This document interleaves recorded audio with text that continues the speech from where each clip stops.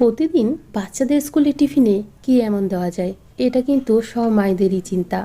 আজকে আপনাদের সাথে শেয়ার করছি সয়াবিন দিয়ে পোলাওয়ের রেসিপি, যেটা চটজলদি তৈরি হয়ে যাবে এবং স্বাস্থ্যকরও বটে।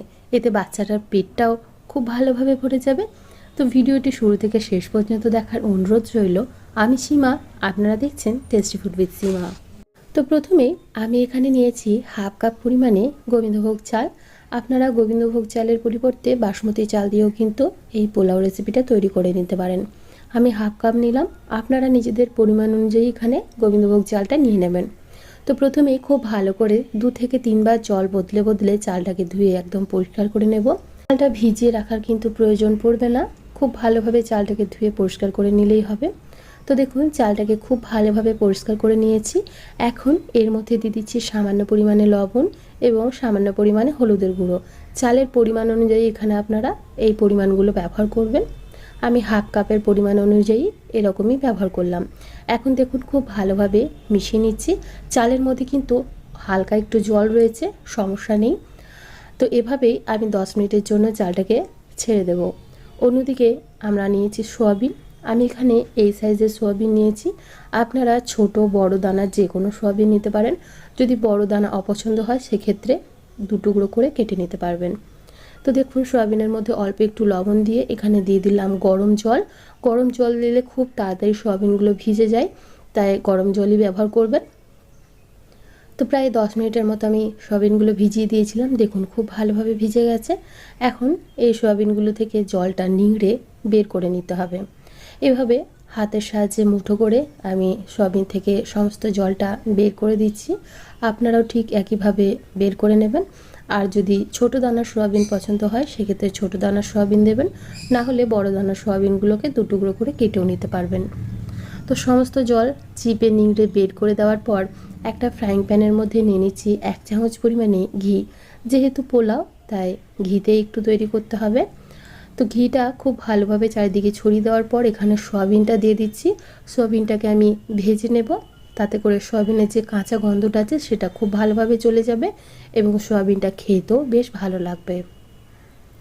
আর ভেজানোর সময় যেহেতু লবণ ব্যবহার করেছিলাম, সয়াবিনের মধ্যে কিন্তু খুব ভালোভাবে লবণটা ঢুকে গেছে। এখন এই সয়াবিনের মধ্যেই দিয়ে দিচ্ছি কয়েকটা কাজুর টুকরো এবং দিয়ে দেব 1 মুঠো পরিমাণে কিশমিশ।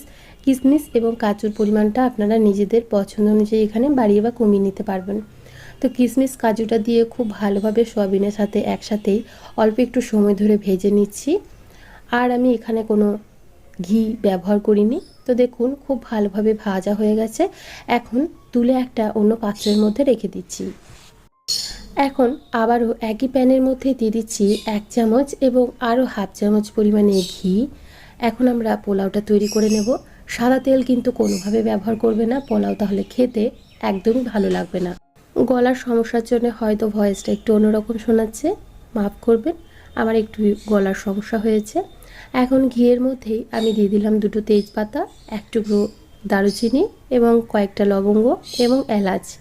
এখন খুব ভালোভাবে এই গরম মশলাগুলো ঘিয়ের মধ্যে ভাজা হয়ে গেলে দিয়ে দিলাম যে চালটাকে আমরা আগে থেকে লবণ আর হলুদ মাখিয়ে রেখেছিলাম সেই চালটা। এখন লো টু মিডিয়াম ফ্লেমে রেখে এই চালটাকে খুব ভালোভাবে অল্প একটু সময় ধরে ভেজে নেব। খুব বেশি না, 3 থেকে 4 মিনিট ভাজলেই কিন্তু যথেষ্ট। যেহেতু ফ্লেমটা লো আছে তাই ভাজতে একটু সময় লাগবে, তবে লো ফ্লেমে রাখলে বেশি সুবিধা, চালটা তাহলে তলায় ধরে যাবে না। তো দেখুন, চালটা খুব ভালোভাবে ভাজা হয়ে গেছে, যে এক্সট্রা জলটা ছিল সেটাও শুকিয়ে গেছে এবং চালটা একদম ঝরঝরে রয়েছে। তো চালটাকে ভেজে নেওয়ার পর এর মধ্যে দিয়ে দিচ্ছি যে সয়াবিন, কিশমিশ এবং কাজুটা আমরা ভেজে রেখেছিলাম সেটা। এখন চালের মধ্যে দিয়ে আবারও খুব ভালোভাবে অল্প একটু সময় ধরে নাড়াচাড়া করে নেব। যেহেতু আমরা এখানে হাফ কাপ পরিমাণে গোবিন্দভোগ চাল নিয়েছি, আমরা এখানে জল ব্যবহার করব 1 কাপ পরিমাণে। চালটা কতটা নেবেন ঠিক পরিমাপটা ঠিক করে নেবেন, তাহলে জলটা দিতে আপনাদের সুবিধা হবে এবং পোলাওটাও কিন্তু একদম পারফেক্ট হবে। তো দেখুন, খুব ভালোভাবে জলের সাথে সমস্ত কিছু একসাথে মিশিয়ে নিয়েছি। ফ্লেমটা কিন্তু লো টু মিডিয়ামেই রেখেছি, হাই ফ্লেমে একদমই করবেন না। তো খুব ভালোভাবে সমস্ত কিছু একসাথে মিশিয়ে নেওয়ার পর ঢাকা দিয়ে হতে দেব। প্রায় 8 মিনিটের মতো আমি ঢাকা দিয়ে রেখে দিয়েছিলাম লো টু মিডিয়াম ফ্লেমে। দেখুন জলটা কিন্তু অনেকটা টেনে গিয়েছে এবং চালটাও কিন্তু বেশ ভালোভাবে সেদ্ধ হয়ে এসেছে। এখনও এর মধ্যে কিছুটা জল অবশিষ্ট রয়েছে, সেটাও কিন্তু খুব ভালোভাবে টেনে যাবে। তো এখানে দিয়ে দিচ্ছি 3 থেকে 4 চামচ পরিমাণে গুঁড়ো করে রাখা চিনি। মিষ্টিটা আপনারা কেমন পছন্দ করবেন সেই অনুপাতে কিন্তু মিষ্টিটা এখানে ব্যবহার করে নেবেন। আমি হালকা মিষ্টিই দিলাম।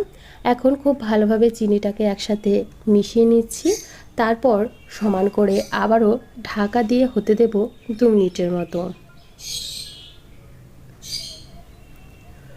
তো দেখুন 2 মিনিট পর আবারও ঢাকনাটা খুলে নিচ্ছি।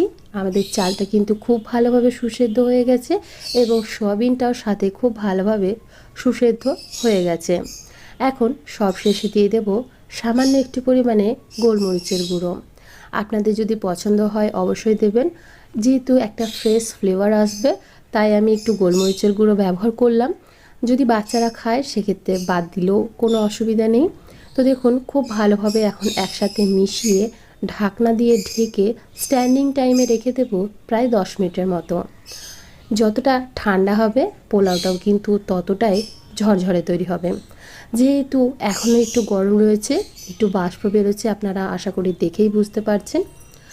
তো তাই একটু ঝরঝরে কম রয়েছে, কিন্তু ঠান্ডা হলে কিন্তু এই পোলাওটা খুব ঝরঝরে তৈরি হয়ে যাবে। বাচ্চাদের স্কুলের টিফিনে, বড়দের স্কুলের টিফিনে, এমনকি লাঞ্চ বা ডিনারেও আপনারা এটা তৈরি করে নিতে পারবেন খুবই সহজে। তো ভিডিওটি ভালো লেগে থাকলে অবশ্যই বাড়িতে তৈরি করে দেখবেন এবং অবশ্যই একটা লাইক করে দেবেন। আজকে এখানে বিদায় জানাচ্ছি। বাই।